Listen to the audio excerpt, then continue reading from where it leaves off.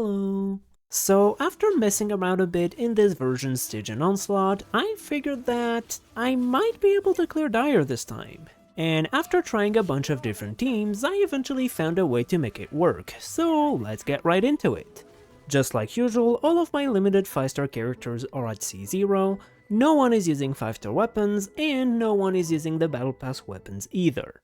We start with the Baptist, and the first thing we do is quickly switching to Nefer to trigger Widsith so that it comes back off cooldown right in time for the big down phase, and then we spam all of our abilities to get the energy so that we can burst with Lauma right as the Electro Shield appears. Then we quickly use all of Nahida's abilities, and ideally you want to break the Electro Shield with the first attack after Nefer's skill, so that you can squeeze in 3 charge attacks with proper dash cancels. Then with Nahida you can cancel her charge attacks with a jump or by switching characters and it will still go out, allowing you to save some time. Then you want to do 5 charge attacks on Nefer with good dash cancels, cancel the 5th one with the burst, then do your last charge attacks, skill on Xingqiu, skill burst on Lauma, and then you have just enough time to go back to Nefer and do 3 more charge attacks. Switch back to Nahida, and then we loop the standard rotation again, but this time there's a small improvement we can make. In the first rotation, I didn't have enough energy to do that, but ideally you want to burst on Lauma right as the power shield breaks and squeeze in a normal attack on Xingqiu before going to Nahida, which is going to trigger the instructor set, and that increases your Nefer's damage a little bit. Anyway, after that, we pretty much loop the same rotation over and over again, so it's just a matter of doing everything fast and clean, and a bit of RNG for Widsith. Although I only needed 2 out of 3 EM buffs here. Also, make sure you have enough crit rate on Nefer. She gets so much crit damage that if you miss a single crit, it will deal like a quarter of the damage, so you really want to have as close to 100% crit rate as you can. I couldn't do the run with 3 Widsith procs when I had a crit damage circlet, and switching to a crit rate one, despite overcapping a bit on crit rate, allowed me to clear it within 20 minutes. Also, the supports are very energy hungry here, so make sure you have like 240 ER on everyone. It really is that bad.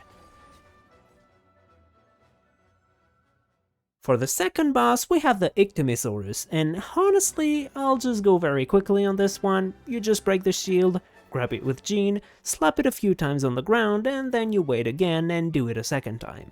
There are some super tight setups which can allow you to get it down in one phase, but I know I don't have any chance of getting a 180 seconds clear anyway, so I didn't bother with it.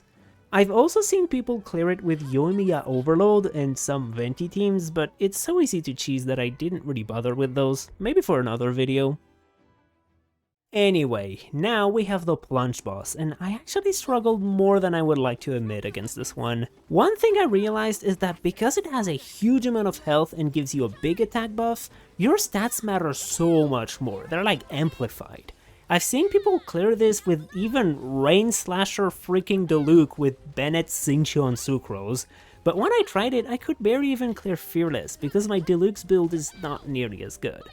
But anyway, we're playing Veressa here, so let's talk about Veressa. Personally, out of all the rotations I tried, my favorite was to go ham on Veressa until I see Jansen's buff disappear. Do keep in mind my Jansen is C6, so it lasts 3 seconds longer.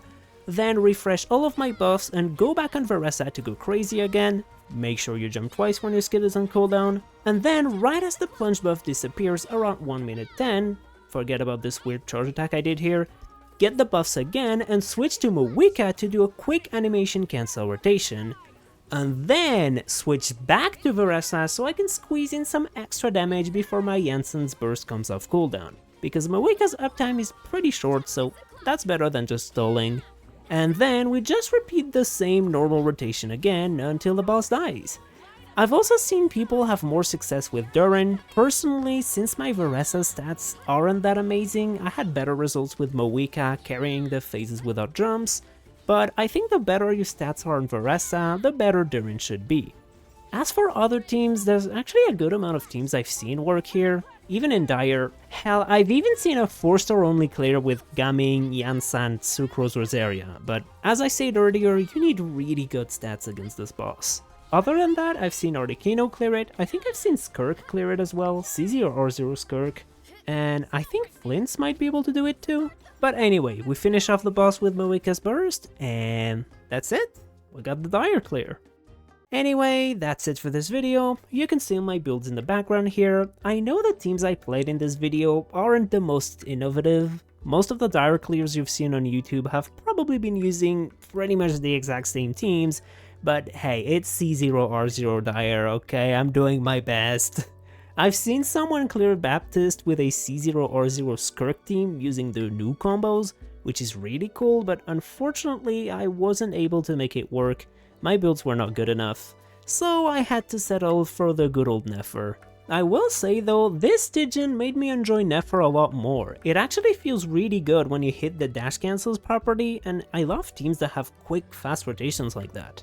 That was actually pretty fun. Anyway, I hope you've enjoyed the video, I wish you good luck on your Stygian clears, and I'll see you in the next one. Bye bye!